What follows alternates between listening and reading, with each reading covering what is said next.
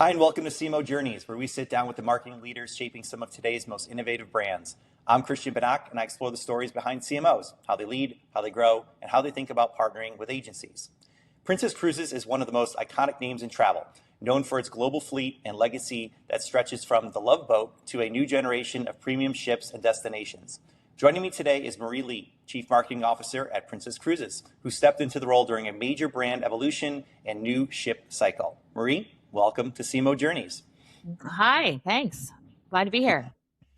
Excellent. So let's jump into it. So you have had an interesting career, and you have described your path as being in the right place at the right time. But when you zoom out, what are the real chapters that got you to where you're at today? Oh, that's a good question. I think that the chapters are about a bit of variety and then really using that variety to hone into um,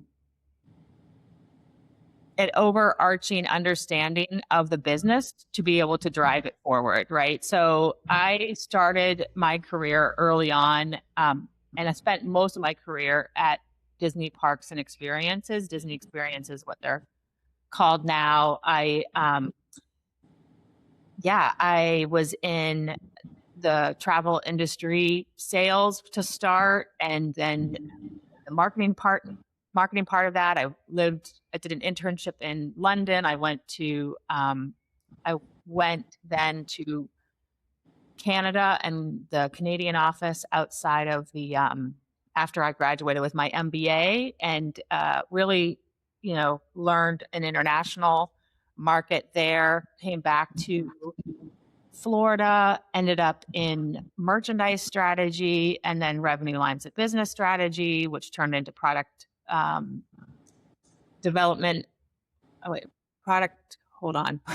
Anyway, product services and planning development, I think.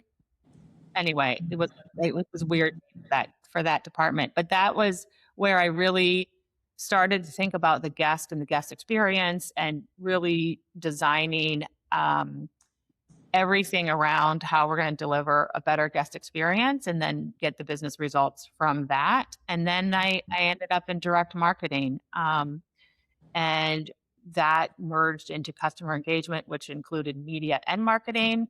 And I, took my career there into the executive level in the media space, really doing strategy planning and integration and working with our media agencies. And at that point, got tapped on the shoulder. I was recommended for Princess to come and lead their media strategy, and they're coming out of the pandemic and really needed to take some big swings to get back into profitability.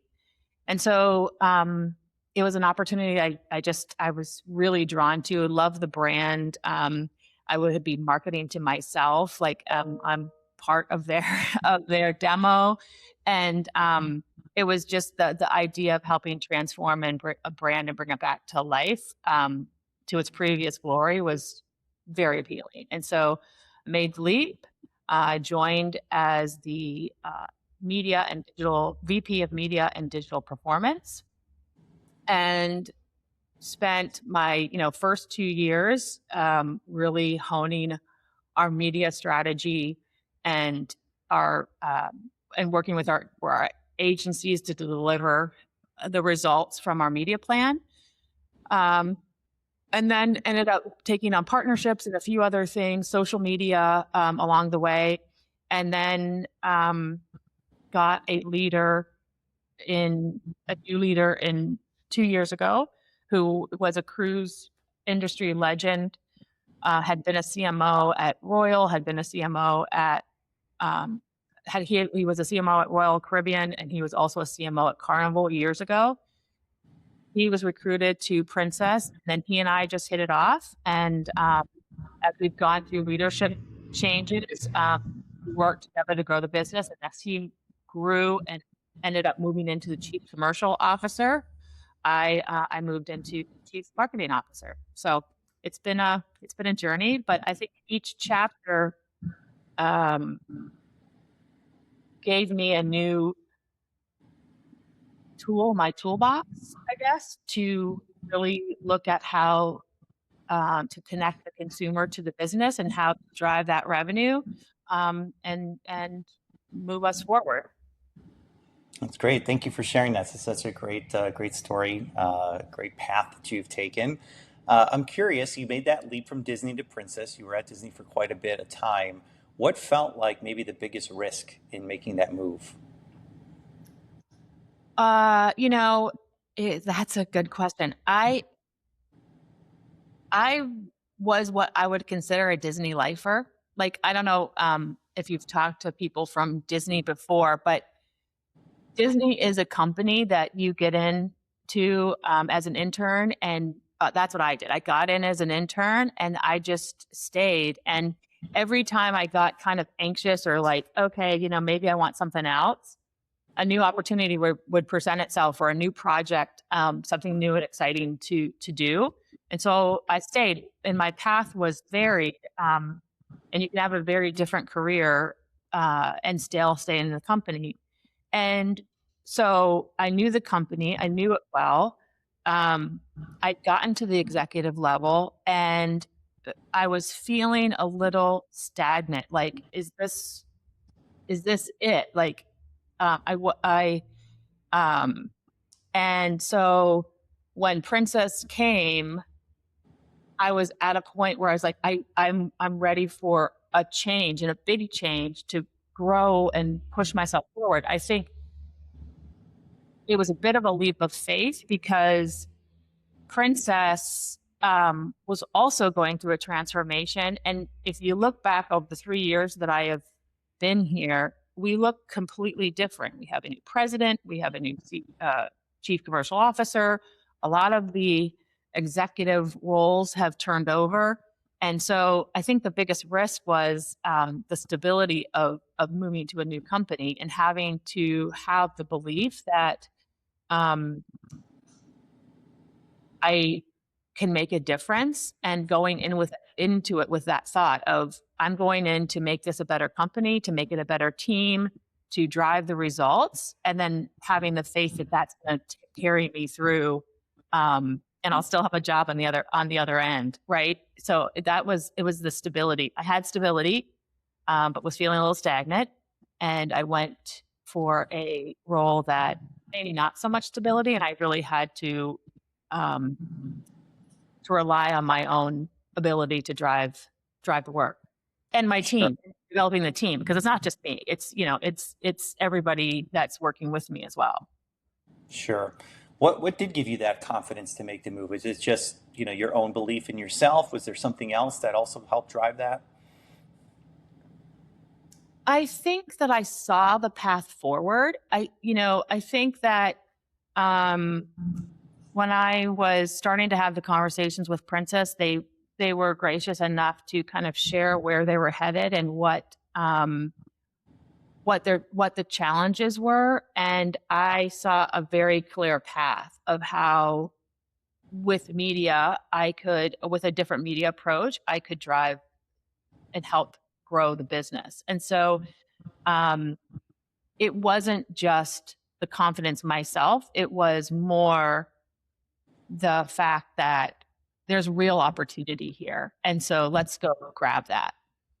Sure, sure. Yeah, it sounds like you made a good bet, right?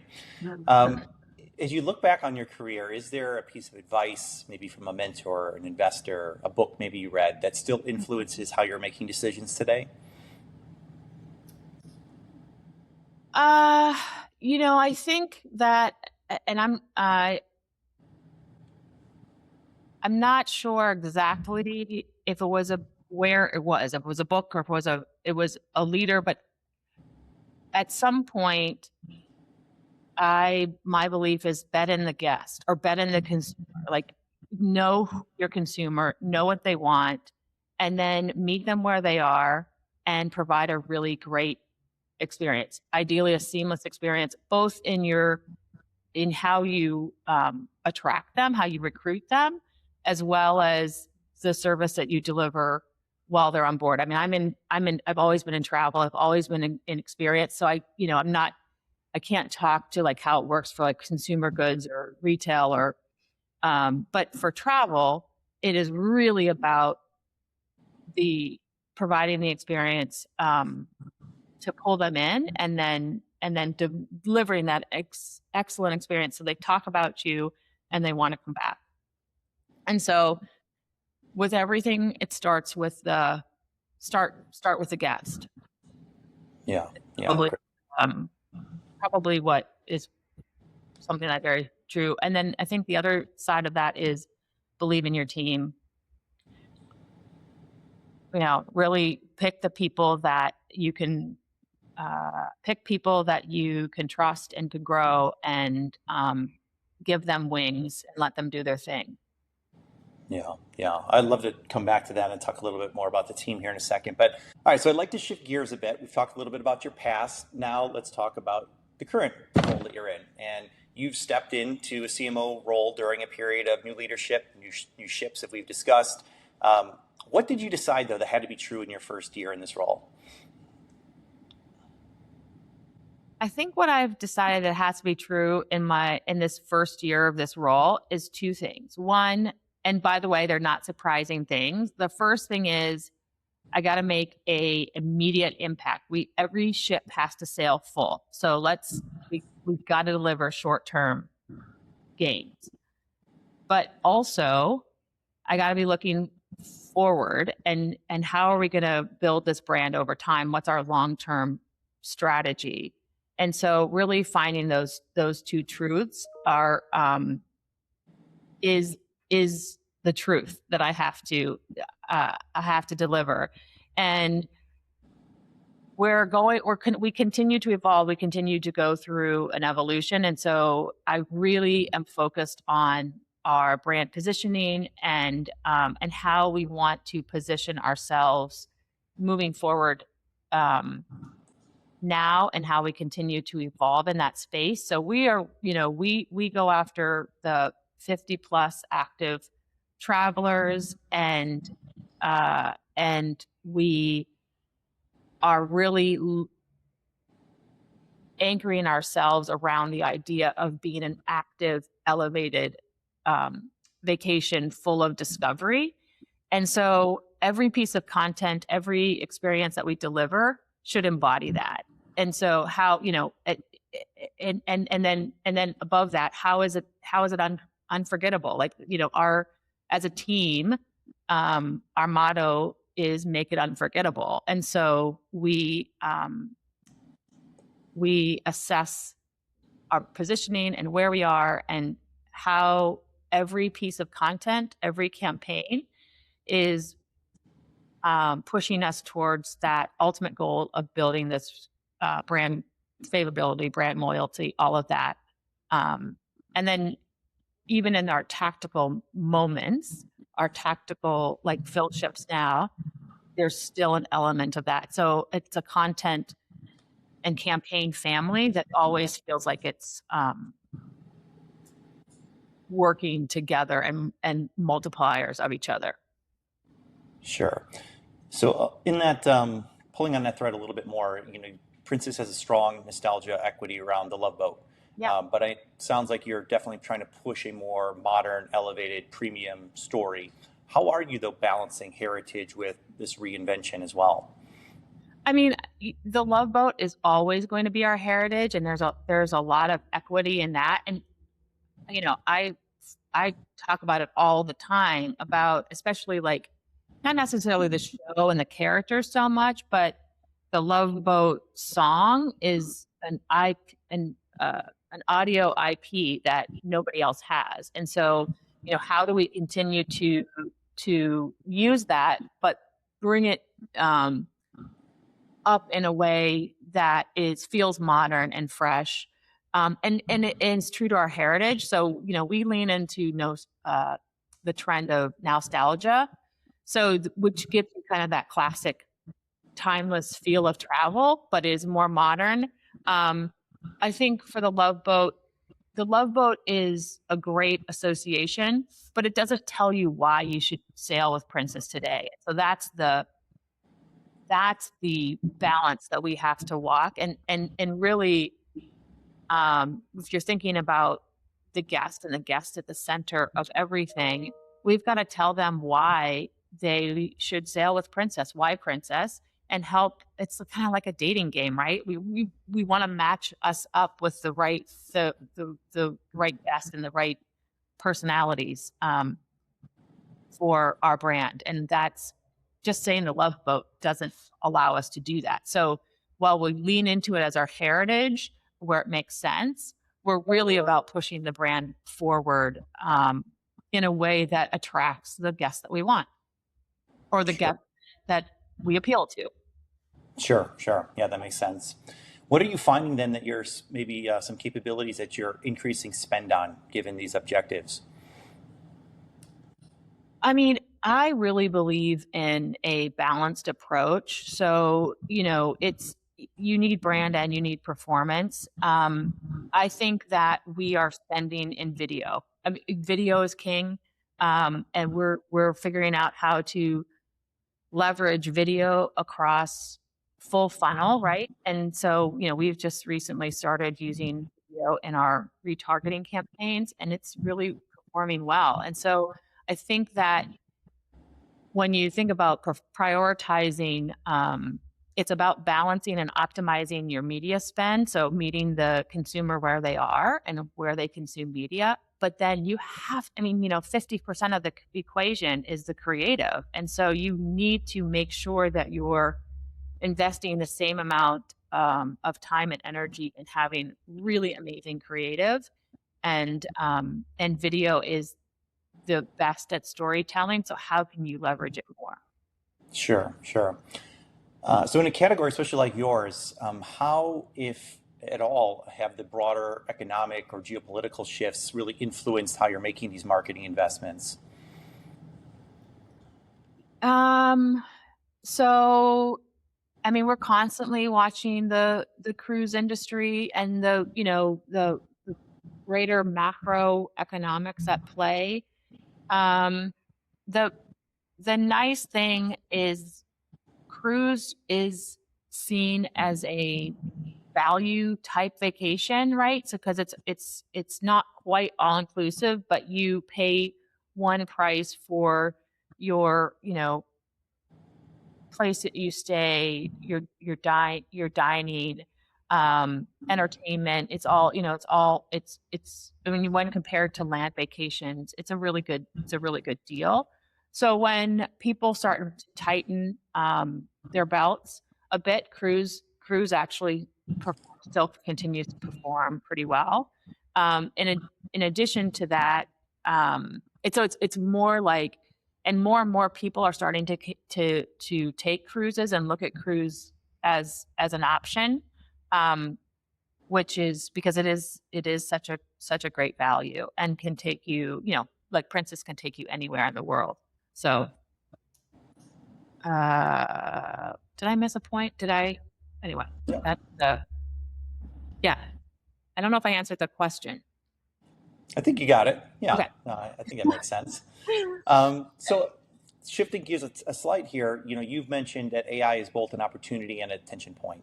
And I'm curious how you're thinking about humans and AI working together inside of a modern marketing team like you're building.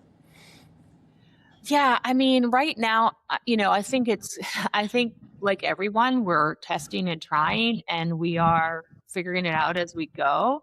But I think that there's two sides of it. I think AI can help us be more productive overall. Like it can process large amounts of data for analytics, and find patterns. It can. So I think on a team day to day task basis, it can help us be more productive. I think the other piece, which is a little bit more nebulous and more exploratory at the moment, is how you use AI to move your processes forward. Um, and so, you know, we're exploring some synthetic panels and different things with agentic AI. We, I think, and so I think we're The one thing I will say with AI, it's like, I don't think you can have a big strategic plan and follow it. I think it's more you have to get in, try it, and start to be iterative in how you use it. And the biggest thing is making sure that you are connecting the right data sources so that your foundation is solid. Um, and so, we're working through all of that. Sure, sure. So obviously AI now is sort of a team member, if you will, that's joining us. But thinking about the broader teams that you're working with, you've been very vocal about the strength of your agency partnerships. And I'm curious, what does a truly collaborative agency relationship look like in practice for you? I mean, we have really great agency relationships. And to me, this is the way that I've always thought. You have to think about your agency as an extension of your team, and they've got to know what you know. And so if they're going to make the best recommendations or the, the, the best plans for you, you need to make sure that you're sharing your biggest challenges, where you're headed, what you're trying to accomplish as a brand, as a business, and then work really closely hand in hand with them to meet those goals, and then also have the openness and the candor to say this isn't going to work. We got to figure something else out, or and tell them the context behind the why. So that's really it. I think it is very important to think of them as an extension of your team and to have the chemistry right. When you have the chemistry right, um, it's such a great multiplier for your success, because you know agencies are experts in their space, and the media landscape is changing, with AI coming in, AI products and different things, and how people are consuming media, with and so I think that just having that really close connection, um, with across the teams as you get work done is the only way to go. And you know, um, you got to be confident in their ability. Sure, sure. Well, that's great that you guys have such a great lineup there. And as you think about, you have currently multiple specialist partners, creative, CRM, media, et cetera. How do you decide though when you need a new capability, and bringing in somebody new versus maybe stretching an existing partner? I think we take it by case basis, right? And we uh, evaluate what we need. Um, Most of the time, I will ask an existing partner. We work with PhD Media. They're awesome. They're part of Omnicom. And so if we need a new capability, we will start there and say, do you have it? Do you have someone um, in the group that has this capability? Um, we don't always land with them, but we start there. And then we have a, a sourcing team as part of Carnival Corporation. And so we also ask them to identify possible partners, and we just vet it based on the situation that we need, and the capabilities. So is not a one size fits all, but it is rather um, a full vetting process. And if we have to move quickly, um, then we may lean on what that our current agency can provide, or who they can recommend to get us started. Sure. If you if you were in an agency and you were trying to get the attention of someone like in your role, what would be some advice that you might give an agency, not necessarily at Princess, but it's in general, whether it be any of the roles that you've had before. I'm sure you've seen certain tactics that turn you off, and maybe some that have really been great. What advice might you have for agencies there? I think that if you're trying to capture the attention of a brand, I think it's really about understanding that brand. I think it's really doing the homework to try to understand what they're trying to do, what their personality is, and how the work that you're doing can help them be more successful in growing their revenue or saving costs. I mean, in the end, business comes down to growth and savings of cost, right? Revenue growth or cost savings. And so I think that that really thinking through for this brand what makes what you're asking unique to this brand, or how do you make it unique for this brand, is probably the biggest thing that piece of advice I can give. Nobody wants a peanut butter solution. And now, having said that, you can come in and say, I've seen this work for this brand over here in a different industry, and I think it could work for you because of X, Y, and Z, because this is what I see from your brand.